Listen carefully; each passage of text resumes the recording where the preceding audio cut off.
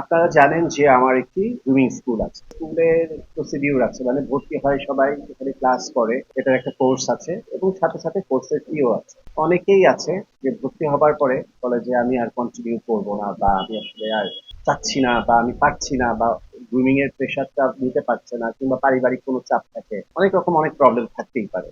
আমাদের যে শিক্ষা প্রতিষ্ঠান, সেটা স্কুল, কলেজ, ভার্সিটি, মাদ্রাসা, কিংবা কোনো রকম কোচিং সেন্টার, কিংবা কোনো গ্রুমিং সেন্টার, নাচ হোক, সেটা মডেলিং হোক, যেখানেই হোক, আমরা ভালো করেই জানি ভর্তি হয়ে গেলে মাঝপথ থেকে যদি কেউ কুইট করে সেটা কখনোই ফেরত যোগ্য নয়। কিন্তু এই যে ঘটনাটা, এই ঘটনার মূল যে ব্যক্তিটি, সে আমাকে হঠাৎ করেই প্রেশার দেওয়া শুরু করে বেশ কিছুদিন আগে থেকে, টাকাটা ফেরত দেওয়ার জন্য। ইন দ্য মিন টাইম আমি একটু বলে রাখি যে আমার মাঝখানে বেশ কিছু প্রোগ্রাম এবং রোজার মাস সবকিছু মিলিয়ে স্কুল বন্ধ ছিল। তো সেই বন্ধের জন্য সে অধৈর্য হয়েই এই কাজটা করেছে। তো দেন সে আমার কাছ থেকে সেটা সে নানান ভাবে উত্তপ্ত করা শুরু করলো এবং বলা শুরু করলো যে এটা রিফান্ডেবল। তো আমি বললাম যে এটা কখনো রিফান্ড হয় না, এইরকম রেকর্ড স্কুলের নেই।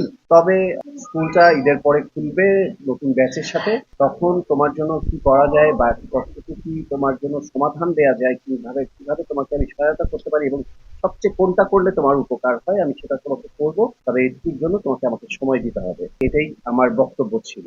সেক্ষেত্রে তার হয়তোবা সেটা টস হয়নি, সে ভাবছে যে এটা সে পাবে না, এবং আমাকে যথাকথিত যেভাবে হয় না যে দেনাদার পাওনাদার বা টাকা উঠানো, এরকম টাইপের একটা ব্যাপার, ওটার মধ্যে আমাকে ফেলে দিল যে এটা আমার কাছ থেকে ওইভাবে করে নিবে। তো এইভাবে করে নেওয়ার জন্য এই নাটকটা, চিত্রনাট্যটা সাজিয়ে এই মোট সৃষ্টিটা করা হয়েছে। সেটা নেওয়ার জন্য মাত্র এই ৩০,০০০ টাকার জন্য আমাকে এরকম করে ডেকে নিয়ে আমাকে উঠিয়ে নিয়ে গিয়ে, আমি সরল বিশ্বাসে বিশ্বাস করেছি, কারণ না কোথাও চুরি করেছি, না কোনো ডাকাতি করেছি, না কারো কাছে হাত পেতেছি, না কারোটা মেরে খেয়েছি। এটা আমার ন্যায্য অধিকার, আমার স্কুল, আমার স্কুলের ফিস ভাই।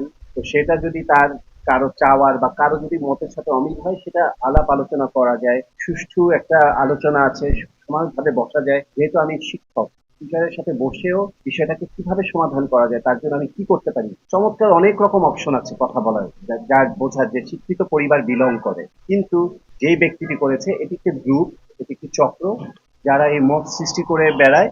আপনারা ইতিমধ্যে দেখেছেন এই ঘটনাটার মজার বিষয় হচ্ছে হলো, এই ঘটনার সাথেই ৩ থেকে ৪ দিন পরেই এই একই গ্রুপ, একই ব্যক্তি, এই যে বিসিবি নিয়ে, তামিম ইকবাল নিয়ে যে ঘটনাটা রাস্তার মধ্যে ঘটেছে, সেই একই ব্যক্তি, যেটা ওই যে রাস্তার মধ্যে পুলিশের সাথে সরকারের সাথে যে বিরোধে জড়িয়ে মব সৃষ্টি করে যে কাহিনীগুলো করেছে, সে একই ব্যক্তি, একই গ্রুপ।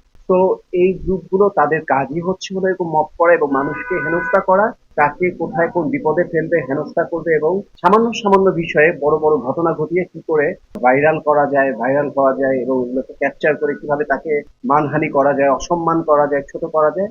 আমার সাথে ঠিক এই ধরনের একটি ঘটনা ঘটেছে, এবং ফিটিংটা সেই ক্ষেত্রে, যদি সে আমার কাছে যেটা পাবে সেটা যদি সে বুঝে, আমার কাছ থেকে বুঝে চেয়ে বা কোনোভাবে সম্মানের সাথে বা একটা সুন্দর সমঝোতার মাধ্যমে দিত, অবশ্যই সেটা সে একটা করতে পারতো। কিন্তু সেই তুলনায় নিয়ে গিয়ে অধিক মাত্রায়, মানে আরো অনেক বড় অঙ্কের টাকা হাতিয়ে